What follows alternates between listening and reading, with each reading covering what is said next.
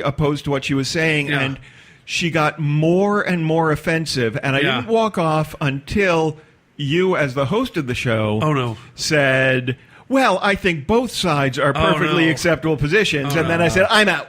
Because once Charlottesville clause. I pulled a Trump. Exactly. Once it's both sides are equally acceptable, then we're normalizing beliefs that I am not comfortable with. And then I just took off my headset and I said, Jimmy, you're in charge. I'm out of here. That's right. Jimmy was on the phone.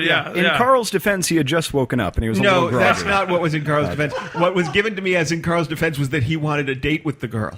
Which doesn't make it any better in my mind. Gotcha. Yeah, she was really cute. But she was cute. But she was very, very, very, very... Like I realized later, about a day later, I came to my senses, was like, no. Well, I guess the one good thing about dating a girl like that is you really don't have to worry about knocking her up. There you go. He did his due diligence, at least. No, but the weird twist is that the other guy who was actually in the studio was a guy named Justin Kusana, a younger comic talent on the rise, or whatever. At least at that point he was. And he used to have this apartment. I used to live below him. And so he was just like, and he got mad because he had a bad experience on the pajama party as well, not from sleeping my part, but something else went wrong. And he was like, seriously? And he was like, because I think you might have mentioned on the way out, like, God, first there's pajama party, now this. And then he goes, wow, man, what'd you do? He goes, I have the same thing. First a pajama party, now this. And he got mad, and he left about 5 minutes later. Oh, I'm sorry. Yeah, but then he had this apartment, and I wound up moving into it after he moved out. So let me understand. You moved upstairs to this apartment? Yeah, this is kind of cool, actually. Well, what happened was downstairs, it was just a straight-up apartment without any kitchen even. It was just a giant room. I mean, it was laid out differently. It looked much bigger, but it was just one room, right? So then this came open, and I actually hated the guy tremendously because he was always making a racket. He had a drum set, and he would play it all hours of the night, like bump, bump, bump, and it would resonate through the floor. And then he also would like bounce basketballs. And I'm like, are you serious? and so we were constantly at war with each other. But when I finally moved, because I was so logy at the time, still dealing with my sleep issues, I asked the manager, hey, look, he left a little early. Could I have a few days to move? So I pulled sort of a Kramer from Seinfeld kind of move. I actually moved my TV and stuff upstairs, like the fun stuff that to relax. And I left all the boring stuff downstairs, and so I'd invite friends over and say, "Hey, let's go upstairs and watch TV." So I had like a 2-story studio apartment for about a week. It was awesome. Anyway, I thought it was awesome. And you rent this place, yeah? Huh? You rent this place, yes? God damn it. Okay, well, here I swore on my own show. Okay. All right, so... okay, so anyway, so what would you say? Do you have any like greatest moment in your career that you're really proud of? Yes. See if you can bring it back to addiction. Go. I have several. Well, that's true, I'm but sure I thought let's can. do something positive here too. There have been several great moments in my career. The moment that I mentioned earlier when I performed at the New York Public Library at the George Carlin event, that was huge for me.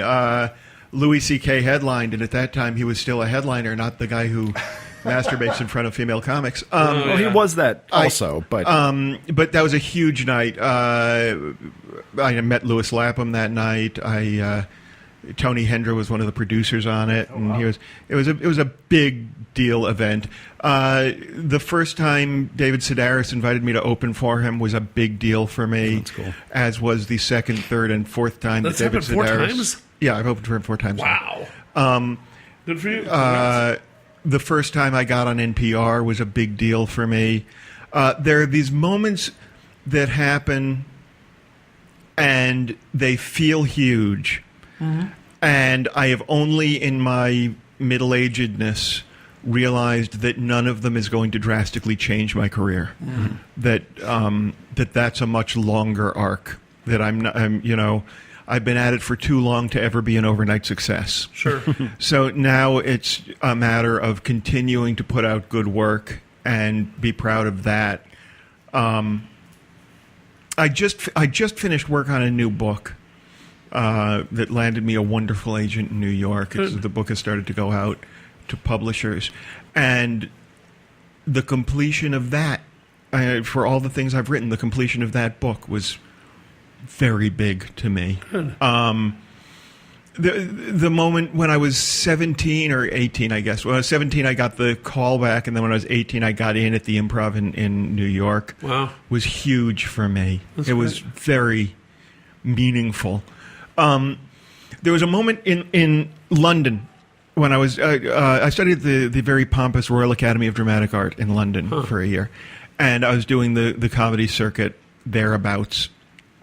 And there was a night at a horrible vegetarian buffet style restaurant called the Earth Exchange Cafe, where I was called. I'd gotten a gig. It was 4 people, four acts. There was one pair, and we were each to do about 20 minutes. It was 2 up front, and then an intermission, and then 2 after, and I was to close the night.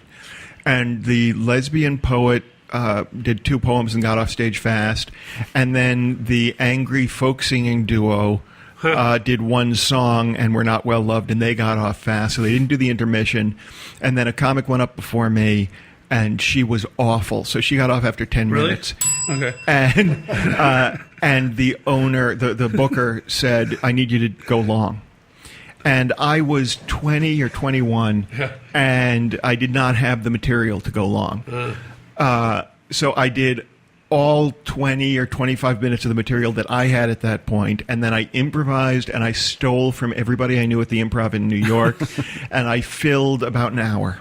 Wow. And I had the best night I had ever had on stage to that point. That's great. And I remember coming off stage that night thinking, I can do this. Yeah. And I felt awful because I felt like a thief and a hack because I had stolen so much material to fill the time.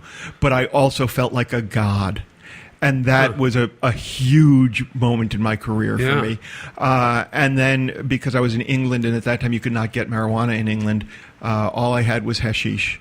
So I got so stoned and failed to get off the tube at the right stop, and wound up lost in London, stoned, and feeling like an important comic.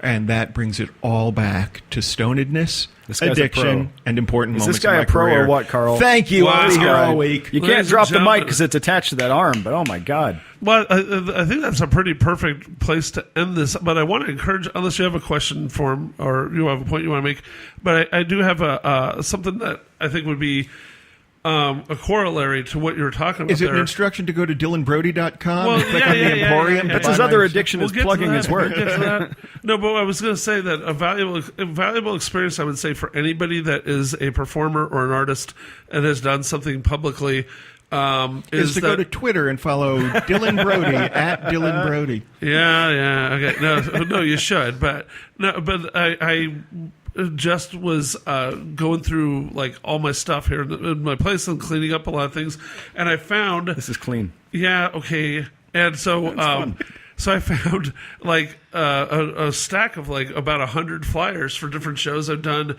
and photocopies of articles in the Times or LA Weekly about me or that I wrote or whatever. And I'm just saying that I think that if you have a way of looking back through what you've done, I think that's a valuable thing to do every once in a while, and realize, maybe you're not the ultra famous person you want to be, or maybe you're still on your way or whatever, but appreciate what you've done and go, wow, okay, maybe I'm not mega famous, but God, I had 3 people who are now on Saturday Night Live do that show that you want to say is so horrible in my lobby, and so. But anyway, and just say things like that. Appreciate the journey. Well, one of along the ways that you can be aware of that history just by going to Facebook is through the Facebook memories function. Sure, that's true. And while you're there, you can go to the Dylan Brody, my fan page, and like that page. Like the hell out of it. Okay. All right, folks. Well, do you have any shows coming up? Shortly, Always. Okay. But this is a podcast. This is going to exist forever Oh, sure. in the Okay. ether. Gotcha. So, no, just go to Reverie.com, go to NextUpComedy.com, go to RooftopComedy.com, check out my specials, buy my CDs at Amazon.com, and go to the Emporium at DylanBrody.com. And if you're interested in learning how to write like I do, send me an email. I'm starting up some seminars and webinars and stuff pretty fabulous. soon. Cool. Yeah. Oh, and also, I decided what charity we're going to give to. It's the McCadden Place. And I really will start making these checks out over the next week or so. The McCadden Place in Hollywood has a home for LGBT, I assume QIA seniors. Perfect. Yeah, and I think that's a nice thing to do at the holidays because, sometimes they're more overlooked in their community from what I hear. So, yeah. Anyways, thanks for listening. Until next time, I'm Carl Kozlowski. Kevin Corcoran. I'll be playing the part of Dylan Brody for the remainder of the day. And as always, on to sound, the fabulous Dr. David Robinson. Okay, thanks for listening, and goodbye. Woohoo!